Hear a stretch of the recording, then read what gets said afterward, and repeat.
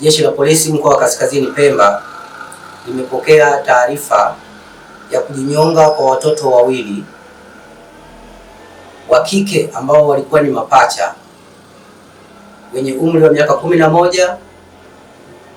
ambao walikuwa wanasoma darasa la 5 katika skuli ya Kizimbani, wilaya ya Wete.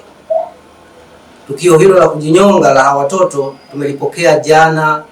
tarehe 17 mwezi wa 11 mwaka 2025 saa 4:30 asubuhi, ambalo lilitokea huko katika kijiji cha Kwale Mpona katika shehia ya Finya, wilaya ya Wete, mkoa wa Kaskazini Pemba. Tukio hilo liligundulika na mama yao ambaye anafahamika kwa jina la Saada Mohamed Omari, ambaye baada ya kuwakosa kwa muda mrefu akaanza kuwatafuta na hatimaye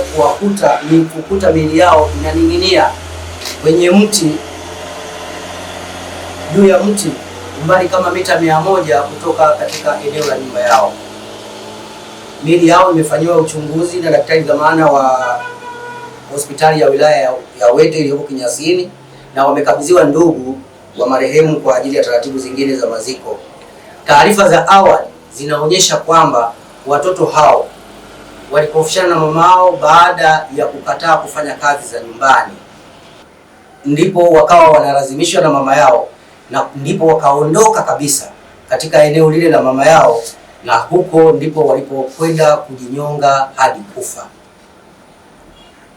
Hata hivyo, Jeshi la Polisi mkoa wa Kaskazini Pemba tunaendelea na uchunguzi zaidi kubaini kama tukio hilo kweli lilisababishwa tu na sababu hiyo ya watoto hao kugombana na mama yao mzazi, au kuna chanzo kingine ambacho kilipelekea watoto hao kujinyonga.